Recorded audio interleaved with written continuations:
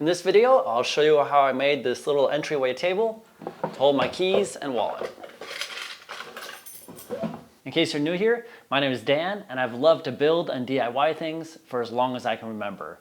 And this entry table is the third piece of furniture I've been able to make for my own house. The first was this bench, and the second, this chest. So I hope this video is both inspiring and instructive in case you want to tackle something like this as well. I designed this table in SketchUp and used it to easily model a few ideas. In the end, this was my favorite. Using the measurement tool, I took the dimensions of all the pieces I needed and wrote them down. Here's my very clear plan for cutting all the wood. I start the build with the legs, each pair of which will form the short side of the drawer box. As they come, these ends are always rough. First, I use the miter saw to even off the ends, then cut the two short pieces of the bottom of the legs. And it's slightly off by like a 32nd of an inch, so I'll see if I can knock that down. Perfect. To make sure all the legs are exactly the same length, I set up a stop on the miter saw using clamps and wood. So that's the nice end I've already cut. And if I line it up there, 32 on the dot. All right, we got our 4 legs cut to the exact same length. Now what I want to do is cut the pieces up here so we can get nice solid rectangles and glue it all up. I'm going to use one of my horizontal leg pieces to set the fence on the saw. And I want 2 pieces that are 4 1/4 inch tall out of this. All right, that will be our legs. To connect all these leg pieces, I'm using dowel pins. And so 2 dowels per side there, then we'll have 1 on each side of the bottom of the legs. I'm using this handy dowel jig to make sure I drill straight holes. I set the drill depth, mark the wood, clamp on the jig, and drill. Now's a good time to mark each piece of wood so we know which one connects to which. And I recommend using pieces of tape instead. Now we'll use these little spikes to transfer the locations of the holes from this piece of wood to the leg and make sure the surface is clean and that these are aligned well before squeezing them together. 1 little dot there and 1 little dot there. It's pretty hard to see though. Now let's do the same thing for the other side. So don't take a shortcut here and just flip this piece of wood over and transfer the holes because things probably won't line up. Now use that dowel jig and drill the holes in the legs. Make sure to mark the pieces so you know in which order they go together. Mark the center of each end. I've adjusted the collet on the drill bit so I can go down just over half the depth of the dowel. For these thicker pieces, I'm using the drill press because that dowel jig couldn't get to the center of this piece. Again, I'm using the spikes and a right angle ruler to align the pieces and transfer the holes. I really recommend using a drill press because using a hand drill will probably end in frustration. With all the pieces cut and drilled, it's time to see how it all fits together. Whoops, make them a bit deeper. It's looking pretty good. Because those dowels are so hard to get out, I'd recommend gluing them into the first piece of wood that you push them into. And how satisfying is that? Since that all worked out, it's time to glue them up. Keep a damp rag on hand to wipe off the excess glue, as it's much easier to do now than once it dries. This is very exciting. I only used a couple clamps here, but I wish I had sandwiched the legs between a couple boards to make sure that they're perfectly flat from side to side. And you'll see why a bit later. So that's our 2 sets of legs glued up and drying. This glue only needs to be clamped for 30 minutes, but I left these on overnight. Let's take them off. That's very satisfying. The next piece I want to make is the bottom of the drawer box that will span between the legs. Now I'm cutting down a piece of board to length, then use a pair of legs to set the fence on the table saw to cut it to width. And it'll go like this between the 2 sets of legs. Once again, I'm using the handy dowel jig with the little spikes, and this was a trickier alignment to make before transferring the holes. Okay, that's flush there. I'm putting some weight on it. Back to the drill press, and I glue these dowels in. That's so satisfying. I really like dowels. Okay, that's looking pretty good. And you can see that's just proud by a little bit, so I'm gonna use the table saw to rip that off. With that slight cut, this is pretty darn flush. So now I wanna cut the top piece, and I'm trying to figure out which part of this board I like the best. I'm not sure I like that feature there, so I'm liking the more plain area here. I need to straighten off that edge, because it's the rough milled edge, and then cut it to 33 inches. So I still had the table saw set up to the same width I cut this with, and so now I can cut the top piece to that exact same width. And a couple dowel holes to hold the tabletop. So I put on a couple clamps to help hold it together while I'm trying to transfer these dowel holes to the top. But I've noticed here that there's a little lip, and so I'm gonna have to knock this down before the tabletop will sit flush. And a small plane makes quick work of that. So now we can see that it'll sit nice and tight with the top. And for some reason, this side isn't pulling in very tight, even with the clamp. You can see there's still a bit of a gap. So actually it's not this edge that's the problem, it's the leg here. That's where that gap is appearing. I think the easiest thing to do would be to put a slight angle out of this piece right here, and maybe I could do that with the file. And so this is why earlier in the video, I said I wished I clamped the legs differently. It's definitely tighter. This is in the back, so I don't really care as much, but it's making it fit better on the front, so I think we can call it good. To help hold these legs parallel, I'm going to use the other piece that I cut off from here to make this the right width to help hold these legs at the right distance. Let's use gravity to our advantage here. Put on a couple long clamps to hold it together. So here is 30.5. Up here, 30.5. All right, so now we know the legs are parallel and we can place the top. So I'm going to turn this around so we have the front to us, because that's the more critical edge to align. That's the top. Let's put the spikes in. Aligning the top is tricky as well, but a small block of wood helps align the edges. Transfer those holes. Set the drill depth, then drill them out on the press. Before doing the other side, let's make sure the first side is set. So glue in the dowels, and because these are so long, chop the ends off. I should have just made those holes deeper. So let's put this lid on here. Now let's align the other side, press it down, and drill out the holes.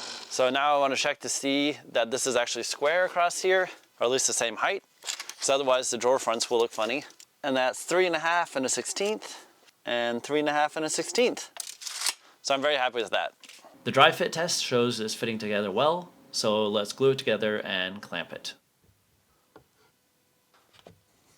Then use a damp rag to wipe away any excess glue. Then glue up the top. A little stripe across there.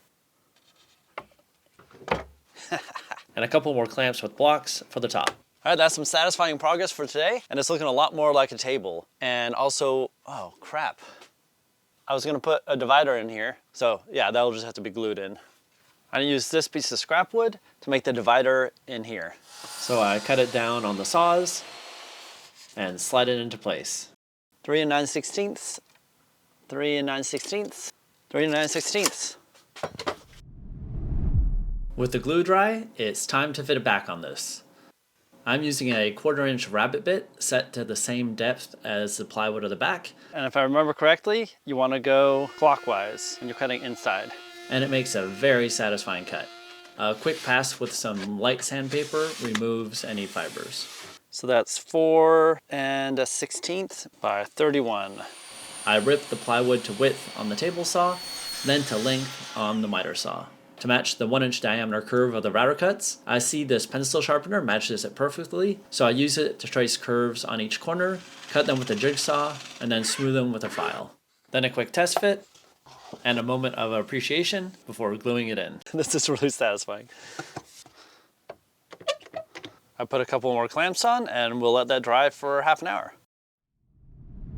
So I'm trying to figure out how big I should make these drawers, because I just want to have the drawers sliding in the box of the table. I don't want to have any hardware. And so right now I have the ruler between the spacer board and the divider, and that's 1/16 of an inch thick. So if I take that out, that seems like it'll work pretty well.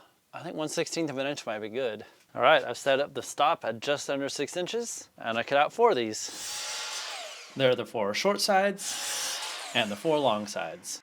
After making a smooth side on each piece, I'm now cutting down to 3 1/4 inches, the final height of the drawers.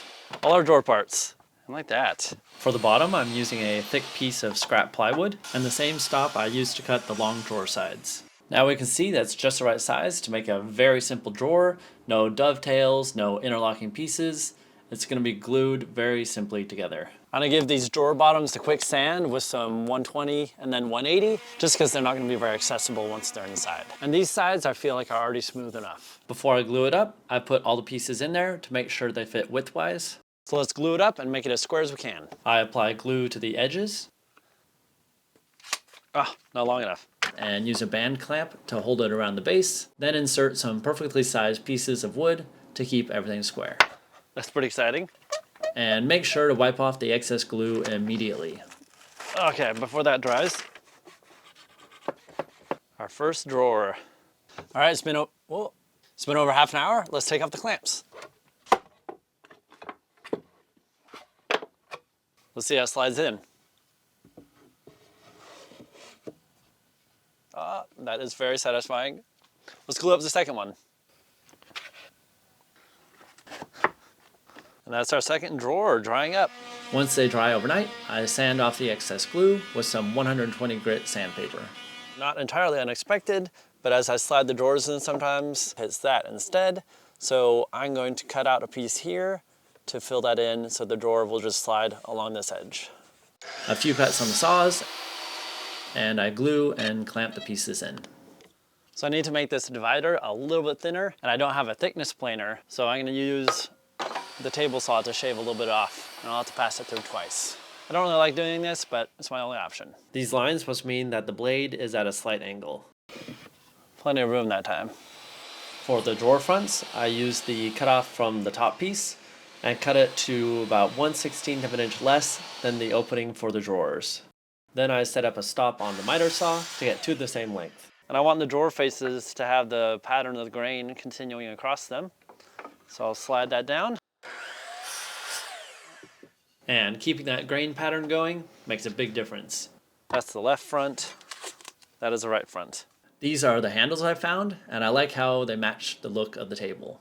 I measure out the location of the holes, double check and correct them, And I've put a piece of scrap wood behind it, so hopefully it doesn't punch out the front too much. then drill them out. I saw a cool trick online where you can use playing cards, and in this case I have some old Magic cards. To center the drawers in their spaces, and then to make an even reveal around each drawer front. I transfer the holes to the drawers with a drill, and now we can attach the handles. All right. Since the drawers aren't sitting flush with the front, I've already played with this and cut it down to size. I add a piece of shim material behind each one to fix that. Bingo. Probably the only thing more boring than sanding is watching sanding. I use 80 grit if there is a joint that needs to be smoothed out, then go over everything with 120, 180, and 220. I focus mostly on the areas people will touch, the top and the drawer fronts. Now that we're done with the sanding, we can do the exciting part of applying the oil to the finished wood. And I'm just going to use some Danish oil, natural, because I tried some stains and I didn't really like them. And I've used this on other furniture that I've made, and I've really liked it. I wipe down the table with a clean cloth to remove any dust, then start applying the Danish oil. Let's try to make that look cool and pour a bunch on there. Look at the difference that makes. And I never glued that in because I don't think I need to. And I also want to see if when the wood expands and contracts, this will get in the way. So I want to be able to take it out and make it smaller if I need to. I wasn't going to oil the drawers, but wow. After 15 minutes, I apply another coat of oil. Woo. Yeah, that was a lot. And this is always such a rewarding part of a project. There's some molding along the floor where the table legs go, so I make a little template. I trace this on the legs, cut it out with a jigsaw, and clean it up with a file. Looks pretty good. To prevent the drawers from being pulled out each time, I need a stop. At first I thought I'd use a piece of wood, but it was too thick and would have prevented the drawer from opening very far. So I cut down this piece of aluminum angle, drill some countersunk holes, and then make a jig to help mark the screw holes. I'm just going to try and mark with a nail where those holes are. Then drill them out. I need to install the drawer stop once the drawer is actually in, but for now I'm driving in the screws all the way to make it easier later, and so you can see what it looks like installed. It's time to take it upstairs and fit it. It's so satisfying to see this table slide into position. Since it's tall and narrow, I want to anchor it to the wall. So I drill 2 holes through the table and into the wall, then make those holes big enough for anchors and hammer them in. I secure the table with 2 screws. To make an even reveal for the drawer fronts, I simply loosen the handle screws, adjust the front as needed, and retighten the screws. I can do this because there's a little bit of wiggle room in the holes for the screws. It's looking pretty good. I know there are more simple ways of doing drawer stops, but this is just the way I did it. I got them in with a driver bit and the help of a crescent wrench. Look at that, done. This was a super satisfying project, and I'm really happy with how it came out. And I'm really happy to have a dedicated place to keep my keys and wallet. It took me 4 evenings of working on this table to complete it, and then I installed it on the 5th day. If you like DIY videos like this, you might like my other video where I replaced my front door.